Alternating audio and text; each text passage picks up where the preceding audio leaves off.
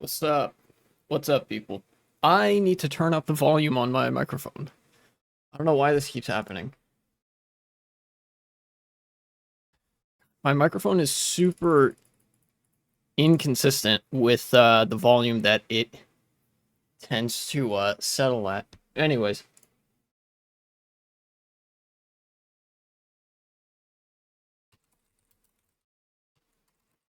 huh?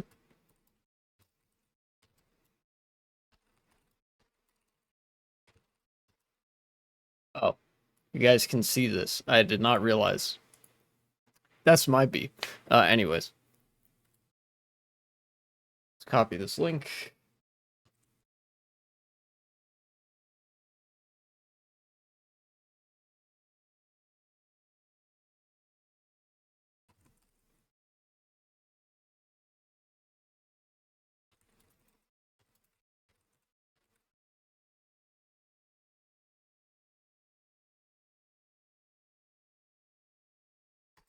Nice. Okay, perfect. Ooh, it is hot in here. I'll be real. I will be 100% real with you guys. It is 90 degrees Fahrenheit outside, and it's gonna get hotter. Gonna get up to 92 degrees Fahrenheit, which is what in centigrade? That's like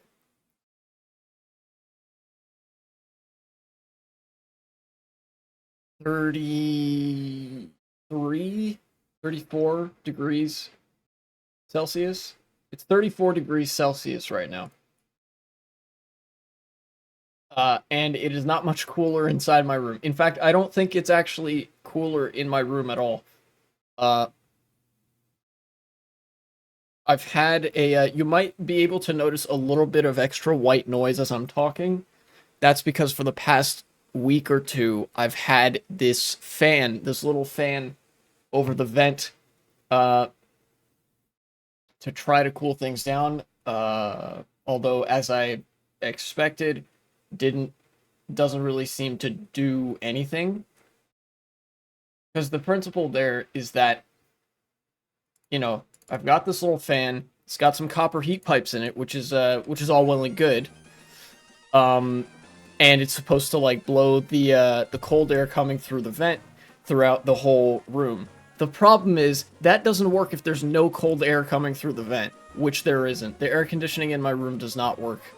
So, yeah, you know what? I'll probably just go turn it off. It's not like it's gonna do anything for me.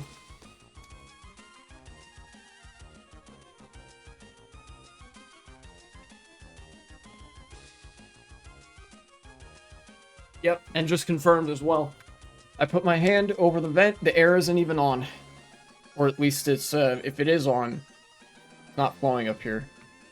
Actually, yeah, that it's that one. I was just downstairs, and I could feel the air conditioning. It's substantially cooler down there than it is up here. But I don't get air conditioning in my room, so I have to spend the day. Well, have to being a very loaded term there. I can go wherever I want in the house because it's not like I have a set work schedule. But when I'm doing work, I have to be in 90 degrees heat. Like basically, it's as hot in my room as it is outside, and there's nothing that I can do about that.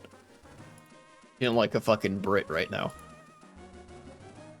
Um, but anyways, that's enough of me being like generally annoyed. I should catch you guys up onto what's been happening and where we are here. What quests do I have pinned? Big Saver. Okay, that's what I'm going for this time. Yeah, so the reason I haven't been streaming for the past few days, in fact, it's been since last week that I streamed, is because, well, first off, over the weekend, I was watching a tournament, watching Tipped Off 15, Super Smash Bros. Tournament, lots of fun. I enjoyed that. And I also picked up my dad from the airport. He had been on a trip to Milwaukee, Wisconsin, for some work stuff. And what topics do we have today? Well, electoralism is on the docket for sure. I think uh, South Africa, and maybe France, and some other stuff as well.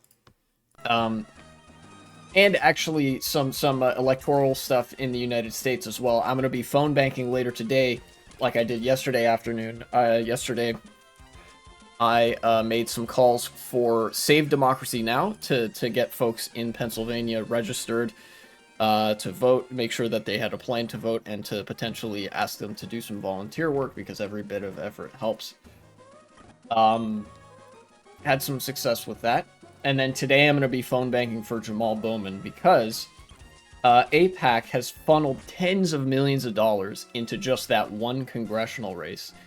And that presents a $25 million opportunity for myself and other volunteers to phone bank and blow out AIPAC out of that election so that all that money went totally to waste, and we get to keep a progressive seat in Congress. It's too good of an opportunity. It's too important of an opportunity for me to pass up, you know? So that's what's up today in particular. And then we also got, there's something related to Minecraft that I wanted to talk about. It connects Minecraft to the sort of political subjects I usually talk about. And then, let's see, something with Chiquita, something with Israel, something with the UN. I might not get to all of it because this is going to be a relatively short stream, but that's what we got. That's what I was able to write down anyway. First things first, I want to take a few minutes to peruse through this route and catch the Pokemon that are available here. Chimecho, okay. Nice. And it looks like it's not doing anything, me catching these Pokemon. But it is actually doing something. This is Pokemon Emerald Rogue. And if you go back to the hub area, there's the opportunity to go to the Safari Zone. And in the Safari Zone, you can catch, you can find all the Pokemon that you caught on your adventure, but didn't end up using. So that means that any Pokemon that I catch out here, even if I don't make use of them right now, I can go back and find them later and take them on an adventure or something. Although, since I say that, Chimecho might actually be a good good Pokemon to get here. In fact, I think I will catch this one and replace Apom, either Apom or somebody else. Probably Igglybuff, actually. Not gonna nickname you. There we go.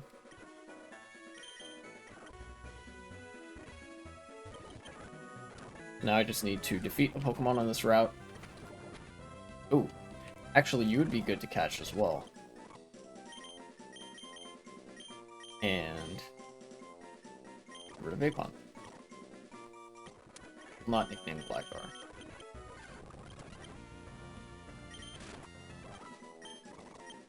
Yawn. Ah.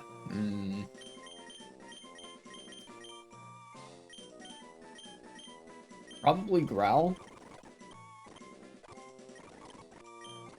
Fuck off. Quick Attack. Ooh. Forget Sand Attack. Nice. Ah, Bad Nature. Hopefully I have a, hopefully I find, rather, a mint that helps with that in the future. For the time being, I'm just going to hold on to all the stuff that I have. Fluffy Tails. Okay, cool. Ooh, items. So now the first thing. What did I want to go for first? Chiquita. This thing. South Africa. Let's open this in a new tab. Looking at this earlier. Yes. Okay. Perfect. Pay no mind to the technical difficulties currently occurring. There we go.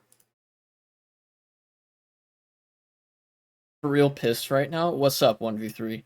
Also, welcome back to the stream. Oh, and before I get started on anything, in fact, shout outs to Woke CIA Drone Pilot for the follow. Thank you, very cool. I noticed that, and I had to give a special shout out. So I shout out everybody, but then also, very cool name, thank you.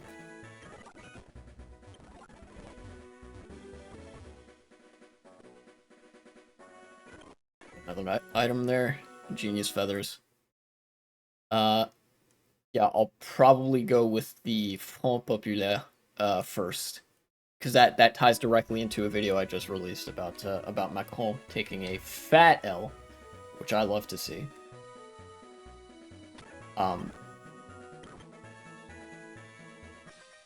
Let's fight this guy. Right.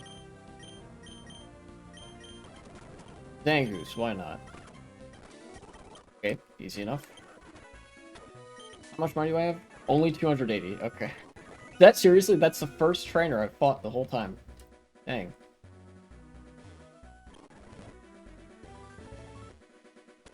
That's the only trainer I've fought the whole time so far. Alright, well, let's go here. Full rest stop. Heal up. I don't want to buy anything. I do want to sell some stuff, I think. Maybe. No, you know what? I'll hold on to these star pieces, because I might want to use them later. Wanting to find out something about Manhunt, so I had to speedrun the game. The dragon had like 2 health left, but then the server glitched and I got kicked out when I got back in the game stopped. 110 minutes of my time wasted. Oh, dude, that sucks so much. I'm sorry that happened. You know. Yeah, that's the worst feeling when you lose so much progress like that. It just sucks, and I'm sorry to hear that.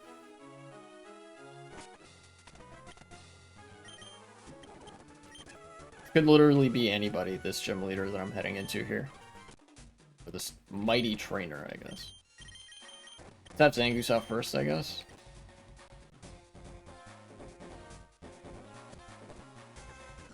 Liza. Okay, psychic type.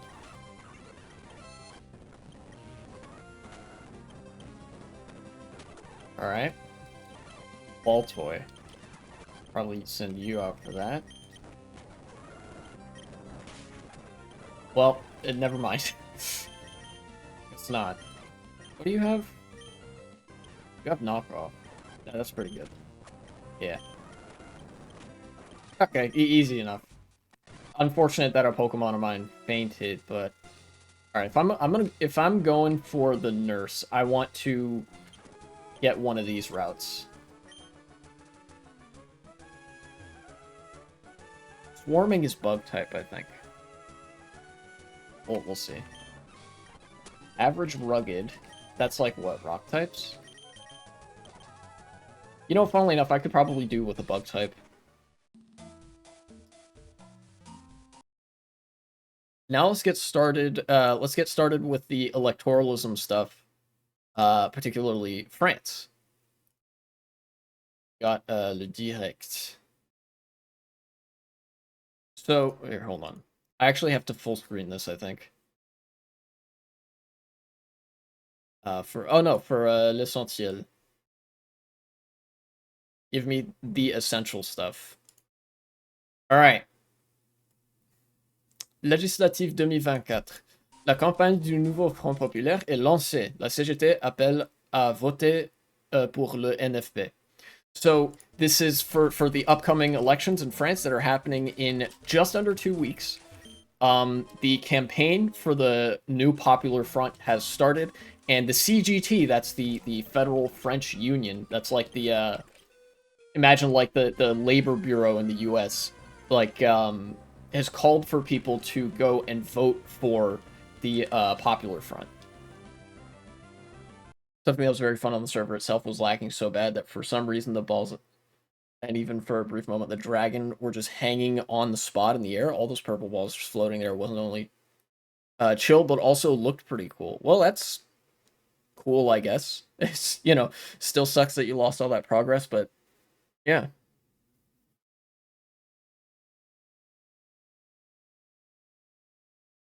Yeah, at least something. At least it's like, oh, well, that looks interesting, you know? No, I will not nickname Spinarak. Yes, the essential stuff. So the campaign has started. The French unions are urging people to vote for the left bloc, which makes perfect sense, both from a perspective of the union's interests and from the interests of just people in general in France. Oh, and I got 69,000 channel points. Very nice. Literally nice. The funny number. You love to see it. Anyway, if we continue here, la CGT appelle les salariés, retraités et privés d'emploi à aller voter le plus nombreux et nombreuses possible le 30 juin et 7 juillet pour le programme du nouveau Front populaire. That's a quote. Translate to English, it reads, the CGT calls on salary workers, which also means wage workers in French, retirees, and private employers to go vote in as large of numbers as possible on the 30th of June and the 7th of July for the program of the new Popular Front. And then we continue here. Dans un communiqué publié ce mardi, le Comité confédéral national de la CGT appelle à faire barrage à l'extrême droite en soutenant la coalition des forces de gauche. So, in a communique published this Tuesday, so that's today actually, le comité, I just defaulted back to French again, I'm very sorry. The National Confederal Committee of the CGT, which is like the National Board of Unions, called to make a massive barrage on the far right by supporting the coalition of the left. So basically, vote for the left to put all the pressure that you can on the far right to make them lose, and you know, all that. And that they're saying this from the top level, like trying to get people out to vote. Whirlwind. Do I care about that? I don't think I do. Infestation. I do care about that. I think it's better than Constrict, honestly. That's better than String Shot. That's probably better than Absorb. Well, definitely better than Absorb. Hitty Ursa. Switch to Gligar, I guess. Why not? I got... Wow, that's a lot of money. And you evolved into Pidgeotto. So, next paragraph. À l'initiative de Julia Cagé et plusieurs membres de la société civile, un meeting de soutien au nouveau Front populaire a été organisé lundi 17 juin à Montreuil. Le rassemblement a été l'occasion de nombreuses prises de parole empreintes d'espoir et d'un affichage de la logique d'union, comme celle de Michel Zemmour, Sophie Binet, Benoît Hamon ou encore Manès Nadel. At the initiative of Julia Cagé, this person's name, and more members of the civil society, referring to, I believe, the union here, a meeting of support for the new Popular Front has been organized, for Monday the 17th of June at in Montreuil. This is a town or a city, I guess, in France. The meeting was the occasion for numerous prises de parole, hopeful speeches. Yeah, there we go. That's what that means. And sort of showing of the logic of the union, if that doesn't quite translate super well to English. Well, that's the most direct translation according to Google. Okay. Like that of Michael Zemmour, Sophie Binet, Benoît Hamon, and Manès Nadel. These are all union officials, presumably. So, they're clearly organizing to get people out there. Les mobilisations contre l'extrême droite ont rassemblé des centaines de milliers de personnes partout en France. Et les appels se multiplient dans le monde du sport, la culture ou du web pour faire barrage au Rassemblement National. Now, this is the place where I hope everybody gets kind of hope-pilled. Remember, do not lose Jope.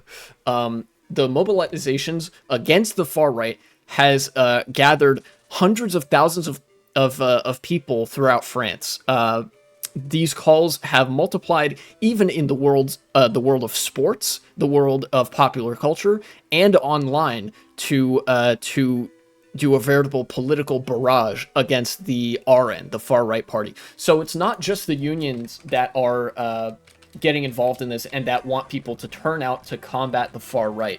It's also media personalities and sportscasters. These are not people who very frequently weigh in on politics. They might have some sort of light touch in election years. Certainly there are celebrity endorsements that happen in the United States during election years, but this must be really important if they're getting web personalities, media personalities from sports channels, things that people who are not super politically engaged watch, and like pop culture icons to all coalesce against the far right. Even if they don't 100% agree with the left, it seems that they've created a very strong platform of opposing the far right, which is good.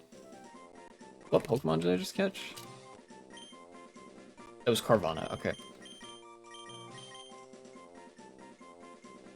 Probably gonna get rid of Spinarak. Spinarak's not that good. And then it continues here. Les 557 candidatures du nouveau Front populaire ont été déposées dimanche.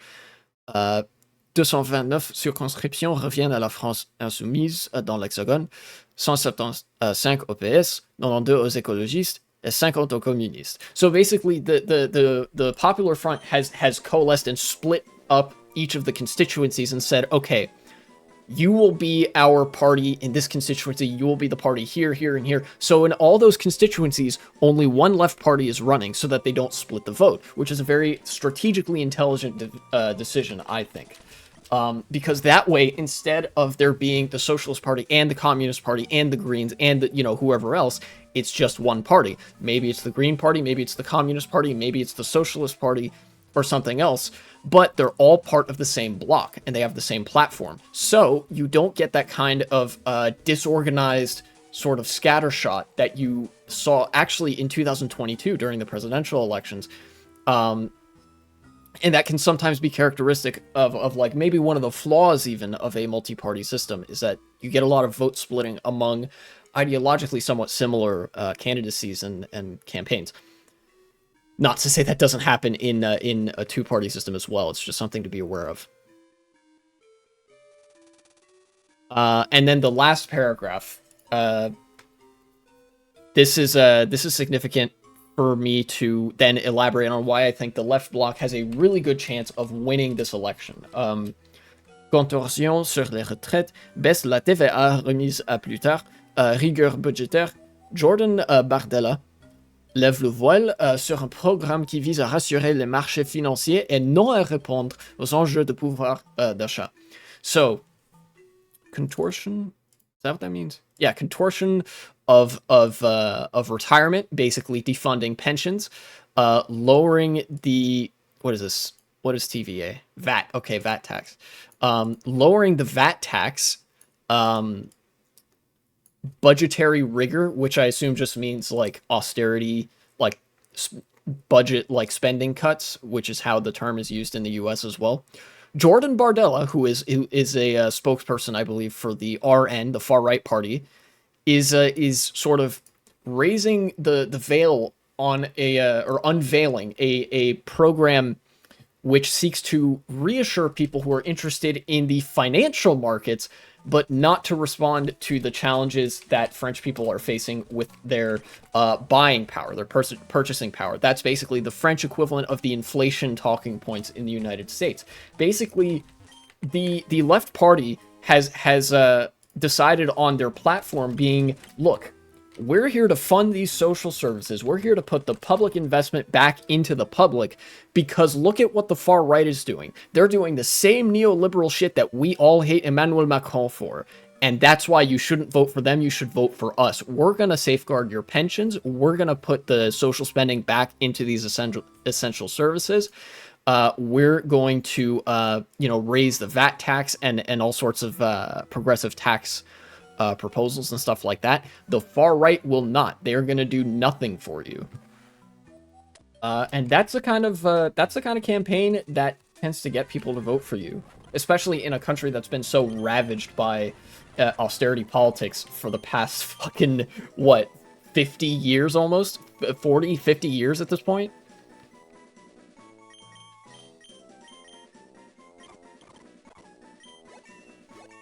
So whatever the polling says, I think the Popular Front has a pretty good shot at winning and making some real, like, positive change here.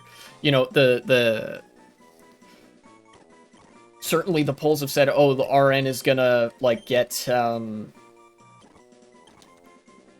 RN is gonna get, like, 30% of the vote, and the left bloc is only gonna get 28 or something. But I think that those numbers can be pretty misleading for various reasons, many of them having to do with the nature of polling, how a lot of it ends up being like glorified clickbait, and how it's a lagging indicator, etc., etc. But ultimately, a lot of this hinges on that lagging indicator part, where the more time goes on, the worse the far right looks, because their platform is just austerity and also we're racist. Meanwhile, the left platform is anti-austerity, overtly. It is a straightforwardly social democratic platform with maybe a little bit of socialism sprinkled in there as well.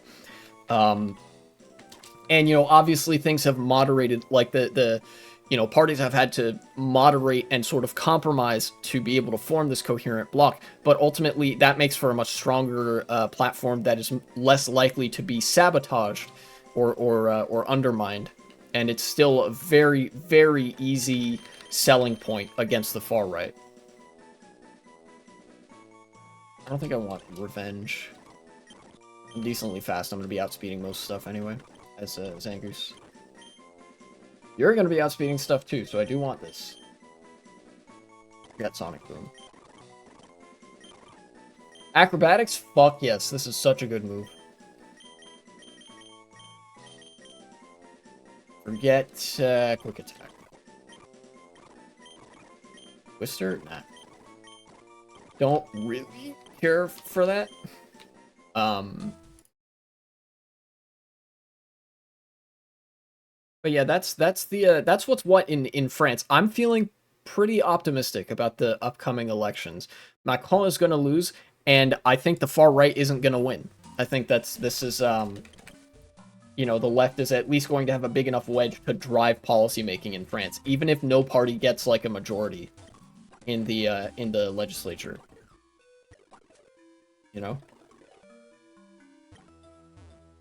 And certainly I'm hoping for for the fine folks in France, whatever we meme about them, that they don't have to like suffer through the blight of austerity for very much longer. Ice Fang. Ooh, I like that. You get rid of rage. Boros. Prime Echo. Okay, cool. 1,160. Alright, I have 5,000. Not bad. Wonder if Opium will vote the same as the other smart French people for voting left. I'm sure they will. I'm sure they will. Because like I said, the whole French left is coalesced into this Popular Front, right? I don't think there's any left parties that are not part of it, really. No significant ones, anyway. And, I can't see Opium voting for, like, what? The far right? Like, nah, I don't think they'd do that. Spooky route. Course route. Calm course route.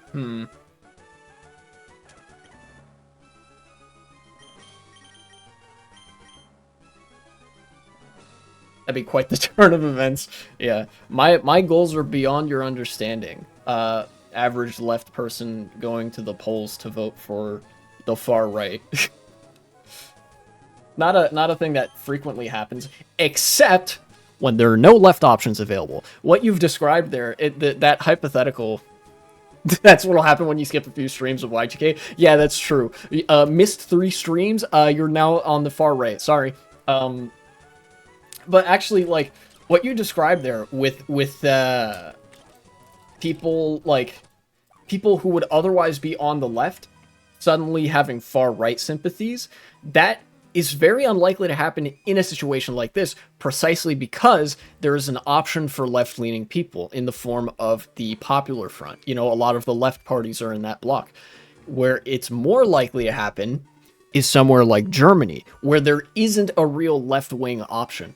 I've talked briefly about German electoral politics before. Germany's fucking cooked. Like, it is so Jover for Germany. Like, if you're in France, do not lose Jope. Better things are possible. But for Germany, it's pretty Jover. Because there are no left parties. The best that you can feasibly get in Germany would be the Social Democratic Party, and they're not on the left anymore. They have long since really moved towards the center, and they're now basically just the center liberal party. In fact, a lot of their policy making, the Social Democrats in Germany, have been pretty reminiscent of Macron's policy making, with like some reliance on austerity politics. And all the other parties in Germany are either austerity liberals or the far right. There's like a couple austerity, like liberalism sort of parties, and then most of the other parties are conservative and far right parties, including one that specifically formed out of disaffected former left-wing voters who like got so radicalized and disillusioned and alienated from social democracy, from the Social Democratic Party, that they created some kind of party that's like, I don't know what it's called. Germany political parties. I would know it when I see it. Legislature.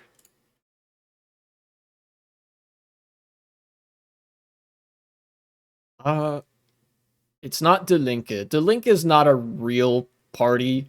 They're kind of a joke. Yeah, here we go. BSW. The Bundessache Wagenknecht. Shoutouts to German for being incredibly difficult to... Yeah, look. Political position, left wing, social conservatism. Fucking what? This is a Nazbol party. This is the party that a lot of disaffected leftists like formed, former social democratic and like communist voters split and formed this party. Because if I go back here, what are the left wing options here? These guys are not center left. They're basically at the center. They haven't done like some meaningful social democratic reforms in quite some time. They're mostly like centrist libs now. These guys are cozying up to the far right. These guys are cozying up to the far right. These guys are a fucking joke. The Green Party in Germany. These guys are austerity liberals. These guys are literally Nazis. These guys are a fucking joke. Ineffective political party. These guys are Nazbols. These guys are fucking... I don't even think these guys are relevant, but it looks like they are... Yeah, look. One seat. Great, thank you. And then all these other parties don't matter either. Look at how many the seat distribution is. This is the only quote-unquote left-wing option. And even then, they're not very left. What my bro votes for? Volt? Volt Germany. Social liberalism, pro-Europeanism, European federalism. Well, they're not literally Nazis. However, these kinds of people, let's take a look at their platform. Social liberalism, progressivism, pro-Europeanism. Okay. Pro-Europeanism, progressivism, maybe not as much. Pro-Europeanism, potentially. This right here, this blurb that says social liberalism, the Dutch version. Yeah. These are the kinds of people that if they're left in power for too long, they create the crisis that Nazis then capitalize on. These guys are responsible for the kinds of, well, maybe not these guys specifically, but this ideology, all the parties that have the social liberal ideology of like status quo politics, cutting back on spending and all that, they are responsible for the crises that produce parties like the BBB, like the PVV, like AFD, like the RN, like all the far-right parties that are currently super active in Europe right now. So while voting for them is not literally voting for Nazis, it's like, it's creating the conditions that create Nazis, if that makes sense, right?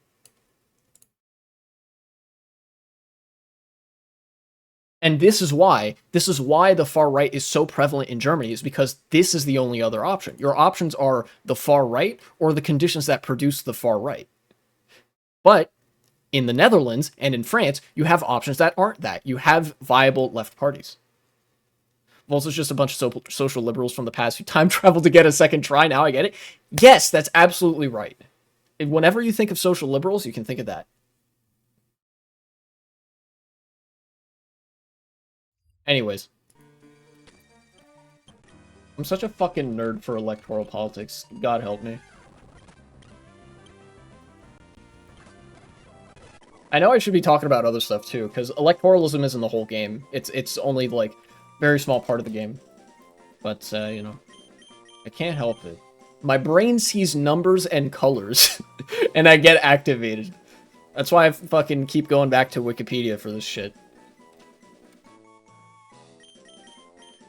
Let's get, I actually kind of like the team that I have right now. Yeah, I'm gonna hold on to these guys for a little while.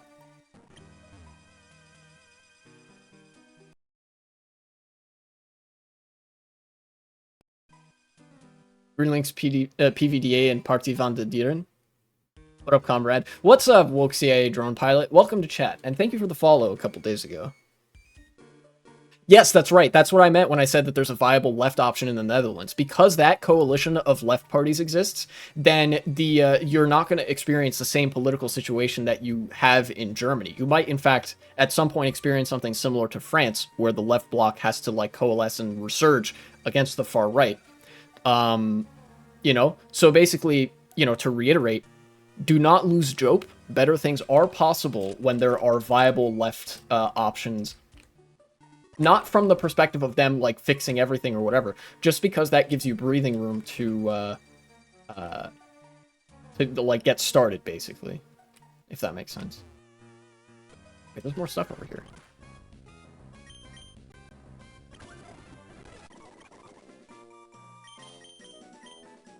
Also grass poison type, but this is, No,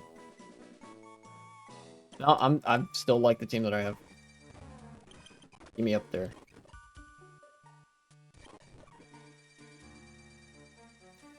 Not that I knew it was here a few months ago with another name. Oh, okay. Well, then welcome back in that case. And Kata, not actually going to use it, but I want to get that in the Safari Zone for later, so. Future me, if that's a segment, cut it there.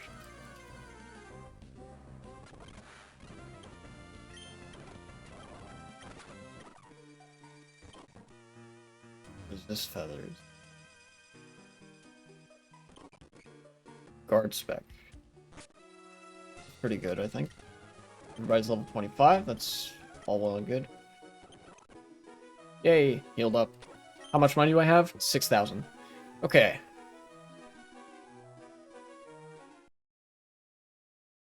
Here, let me actually write this down. June 18th.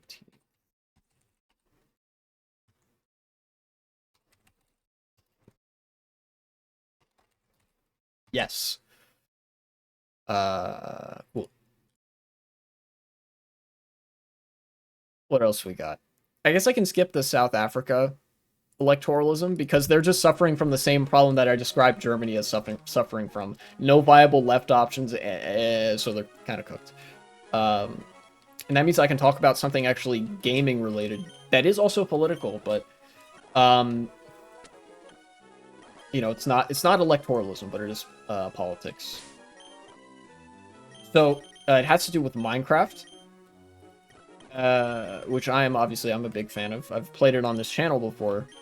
But most of the time what I play is Minecraft Java Edition, that being the original Minecraft that I've been playing ever since, I think, beta.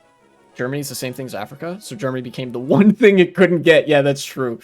That is very true. It wanted Africa so bad that it simply became South Africa. Very profound, except when you consider that it's doing that by having electoral politics that are absolutely fucked.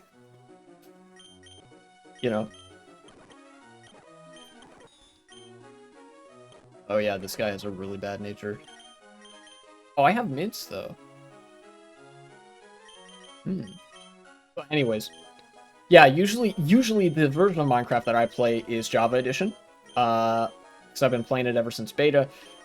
But this pertains to Bedrock Edition, which is the version that is cross-console compatible. Ordinarily a pretty cool feature. There are some problems with that as well that have surfaced at some point, but that's not the the subject I'm getting at here. I get money but can't get it. Easy, just print money like South African country of Zimbabwe. Totally worked for Germany too. Yeah, that's so true. Simply print more money. No negative consequences detected. Fact checked by real American patriots. True. No, the issue I wanted to talk about with Minecraft Bedrock pertains to modding. Minecraft, a very modded game. In fact, I think I've heard some people say, who are more of experts on the subject than me, that it is the most modded game that currently exists. Which would not surprise me. People love their Minecraft mods, and in fact, in some ways, I find Minecraft to be a little bit empty without mods, or without going back in time to like one of the earlier releases or beta versions, so that it feels like a more coherent game. But that's where the problem comes in with Bedrock Edition. The modding for Bedrock is way harder than the Minecraft Java modding scene. Like, it's more difficult for modders to make stuff for Minecraft Bedrock Edition for a number of reasons, and Microsoft is making it more difficult. In fact, they're planning to basically eliminate modding in a sort of roundabout way. I saw a video about this. There's like a certain file that enables modders to, like, it's kind of like a key that opens the door that is Minecraft, and then from there they're able to like tweak certain things. And Microsoft is considering removing that file. In fact, they're planning to at a certain point in the future, because Minecraft Bedrock Edition has this feature called the Marketplace, where basically it's just like a mobile game app store. Because first and foremost, Bedrock Edition is supposed to be like the mobile version of Minecraft. Even though it's cross-console compatible, that's clearly the priority. Do I have any ground-type moves on this guy? No. And a lot of the content that is on the add-on pages and the marketplace for Bedrock Edition are things that are already available for free. Mods, skins, texture packs and resource packs, things like that. Maps, all of that stuff can be downloaded for free.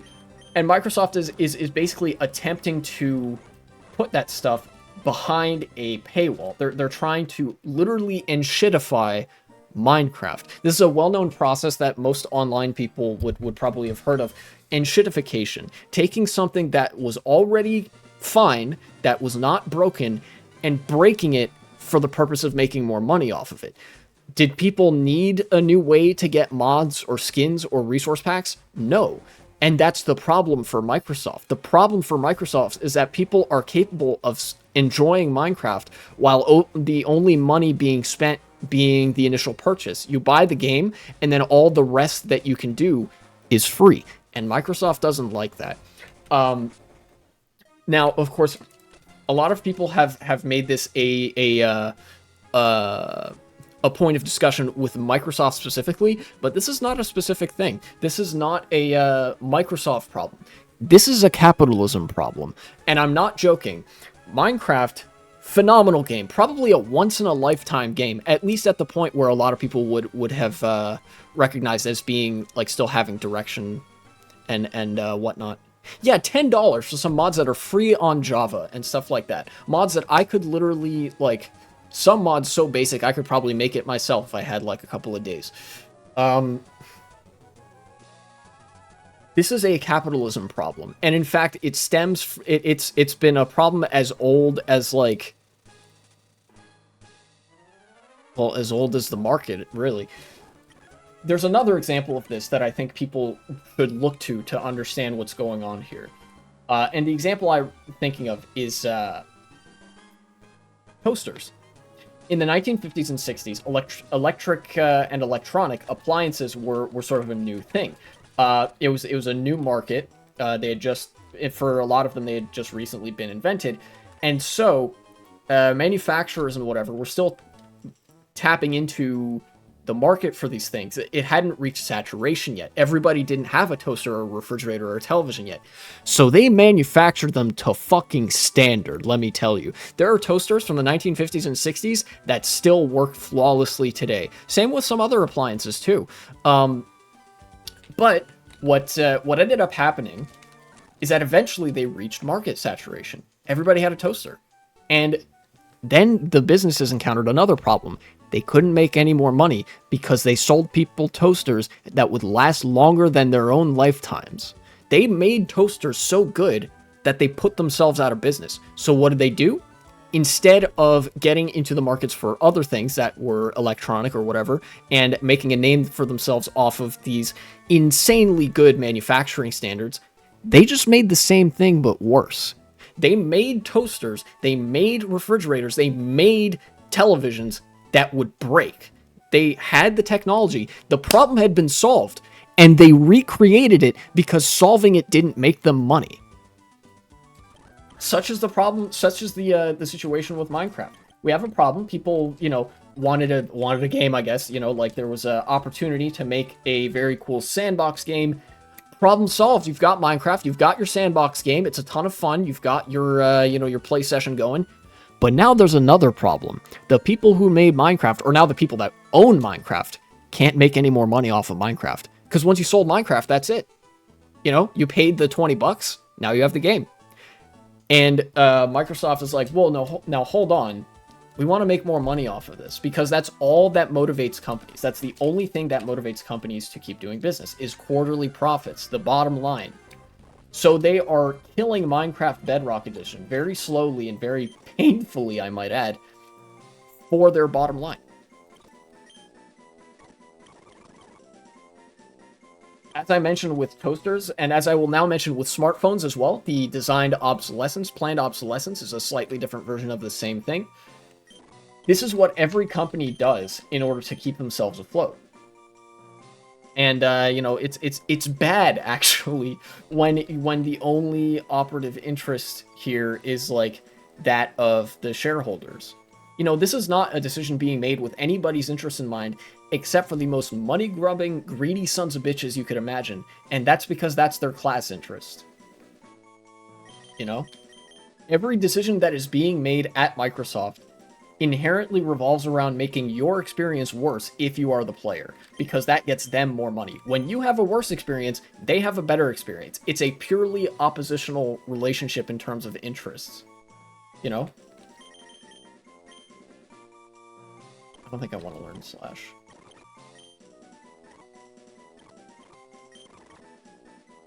It's sad, really? It is, in a lot of ways.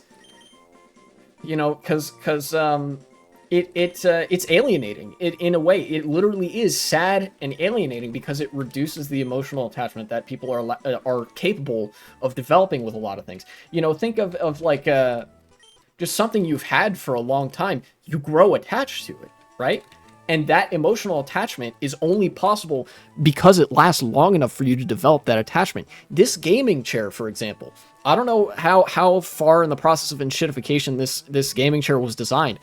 I've had this thing since 2014. 10 years. I've grown quite attached to it. I know how to tweak the settings. It's really good for my posture.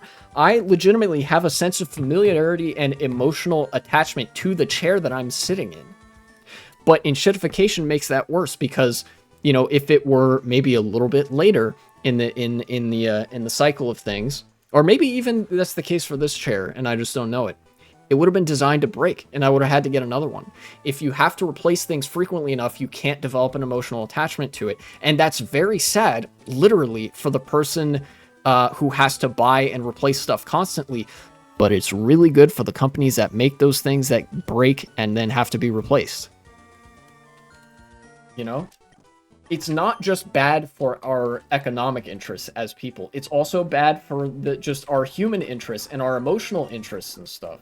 You know, we want to have a fulfilling and a fulfilling life and a life full of character. And that character, that fulfillment could be imbued in some of the very objects around us, but they don't last long enough, because if they lasted long enough, that represents a threat to the bottom line of the companies that made them. And that's a capitalism problem.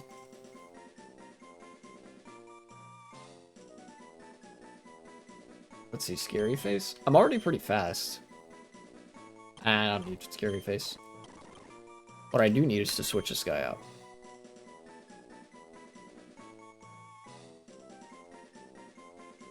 So, you know, it sucks. It doesn't suck as much for me because I play Minecraft Java Edition, but I know a lot of people who primarily play Minecraft Bedrock. And, you know, it sucks that they're not going to be able to enjoy what modding they have for very much longer, you know? Because, you know, Microsoft is just evil like that.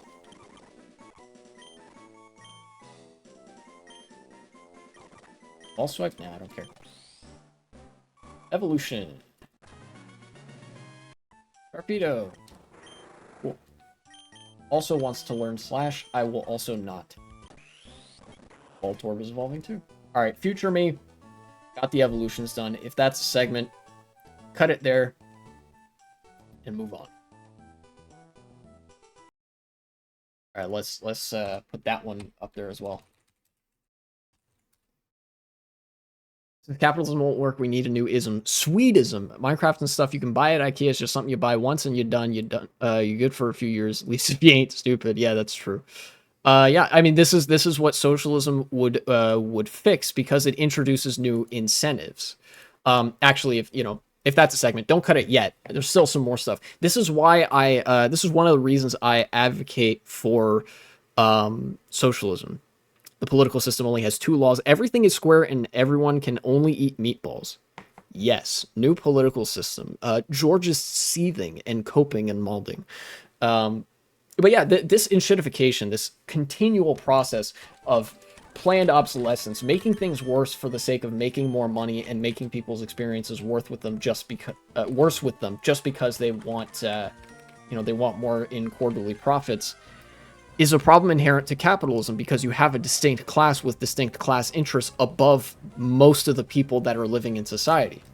A socialist system would resolve those class differences by, like, remolding the class structure. In a socialist system, there would only be one class, and it would be a class of people that are both workers and owners at the same time. Everybody who works at a company would also partly own and have a hand in the decision-making at that company. As such, that changes the incentives at play, because now you don't have any such thing as a shareholder, you don't have any such thing as a CEO independent of the workers below them, any position there would be elected, then you have different interests. You don't have the bottom line only quarterly profit interests at play. It's more about the stability and health of the people working there and of the company itself, which I can assure you is vastly different from what shareholders prioritize. You only need to watch a movie like Wall Street to understand that, the concept of a hostile takeover.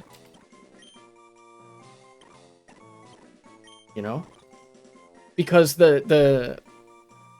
well, I don't think there's even a because. I think I've said all I need to really say on that front. Legitimately, if we had a socialist system, Minecraft Bedrock would not be under attack right now, because the company Mojang or Microsoft or whoever owns the Minecraft name or the game or whatever, their interest would not be to maximize quarterly profits, but just to, number one, stay afloat if they can, and number two, keep the game alive. And that's it. No shareholders hounding you to be like, to make a 10% growth this year, 5% growth this quarter, or anything insane like that. I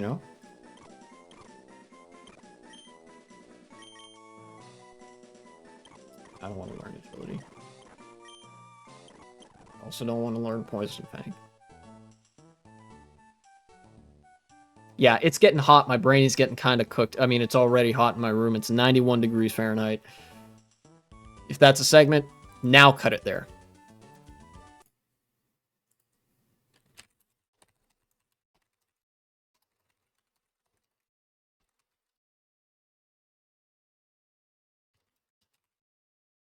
Gotta get that socialist bedrock. True! Like, yeah, for real. Naughty mints. Okay. I'm only gonna be playing for a few more minutes here. I technically have the, like, I have the time today to do a 2-hour live stream, but it's really hot, and I have a phone bank later in a few hours, so I want to have some time to relax before I do that.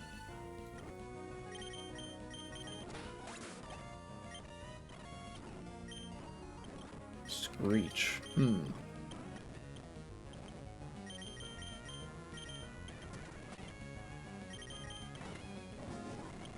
Sure, acrobatics. Yeah, that works.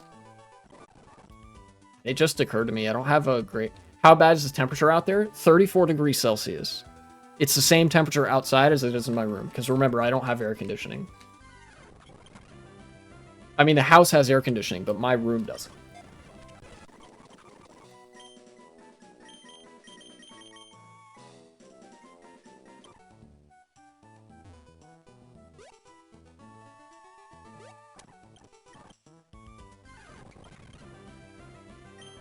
What's away?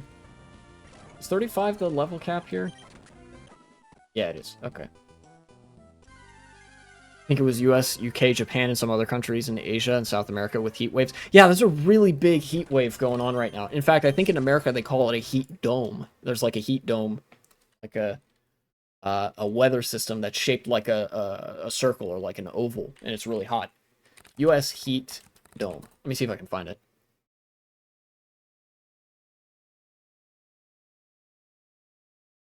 Yeah, look. This is from a local weather channel in, I don't know what region, but look at this picture. Look at that. That's what a heat dome looks like. Now, they have it even worse in the Midwest. It's this big, like, bubble of hot air that moves around, and it kind of moves like a front system, like a weather system, but it's all high pressure. See, you can see here, this green and yellow stuff, that's like rain clouds and stuff.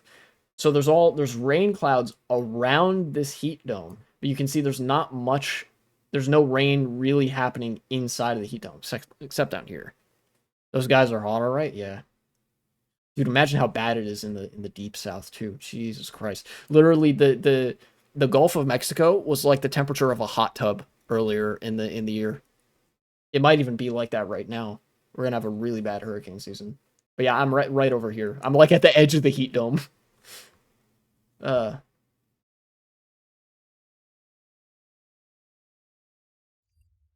me take a sec to look at the weather predictions too.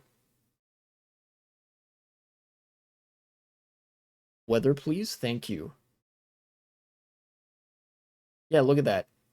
The low is going to be 72 degrees, which is like, what, 26? No, not 26. 20 is 68 Fahrenheit. So add like 3. Yeah, the low is going to be 23 degrees Celsius today. And that's like in the early morning.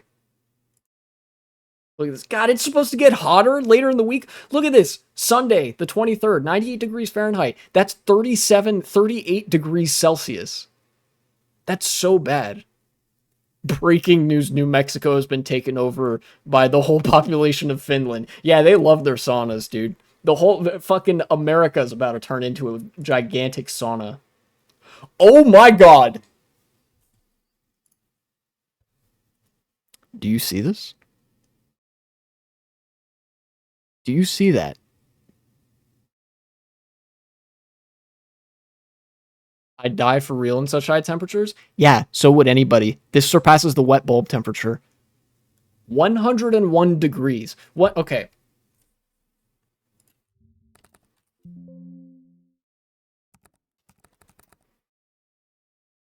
Okay, that's 38 degrees Celsius. 38 and a third degrees Celsius. Do you see that? What is the wet bulb temperature? What's the humidity right now? It's like 40%. 40% humidity. Wet bulb calculator. Relative humidity, 40%. Temperature, I don't know, 90. Let's put 91. Or how about 101? No, that's 81. Okay, so not quite wet bulb. At what point, if I put this up to maybe 50% or 60%, 65%. There we go. Yeah, this approaches wet bulb temperatures. It depends on the humidity. The wet bulb temperature highly depends on the humidity. And outside today, it's 41% humid, which means that this is technically safe. Obviously not advisable to be out there for super long because you'll get sunburn and also you need water. But at a certain point, if the humidity is high enough, there is a literal you will die temperature. Like from the moment you set foot outside in what's called the wet bulb temperature, which would be like 101 degrees Fahrenheit, so 38 degrees Celsius, at like anything 50% humidity or above, there's now a 6-hour clock on your life, you know, until your organs literally start to liquefy inside of you. Because at that temperature, the wet bulb temperature, it sounds goofy, but effectively what's happening there is that your sweat is no longer capable of cooling you down. Your sweat has heated up to the point where it can't cool you off. It's the same temperature as the air outside. So you're literally cooking. And you know, we're seeing some of those temperatures, and it's not even summer yet. Summer starts in 3 days, and we're already like about to have these temperatures. Let them cook? True. That, but like in the most literal possible sense. God damn. I'm gonna beat this guy in battle, and then I'll probably be done for today.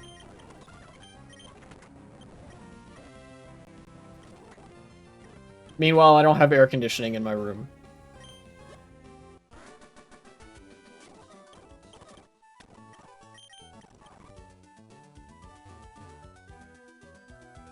Ah, more items.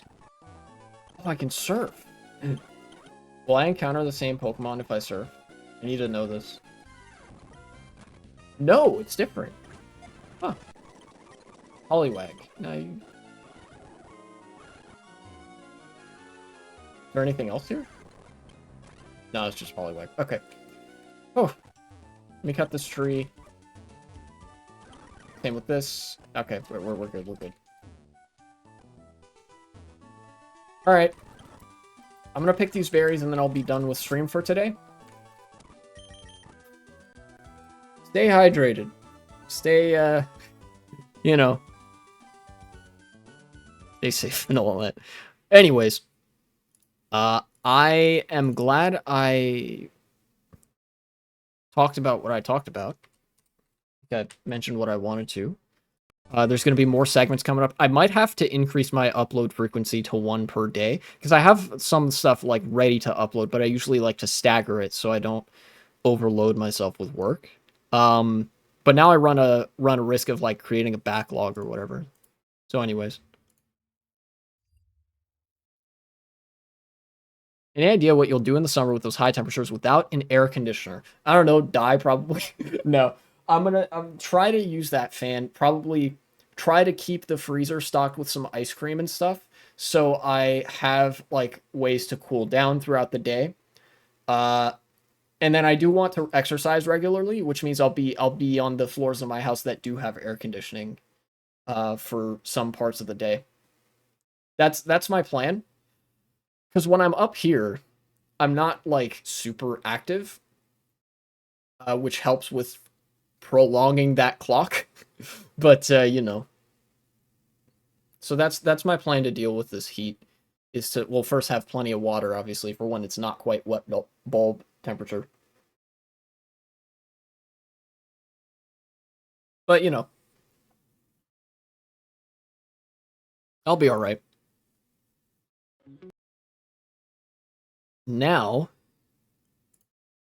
let's go and raid Mr. Cody Schwab, who got second place at Tipped Off 15. It was the tournament that just happened recently. And he's practicing against Falco, which is who he was beaten by at Tipped Off. I think Mango. Yeah, good stream. I'd say, yeah, pretty good stream. Have a good one. Thank you, and you too. All right, I'll see you next time, which probably will be tomorrow.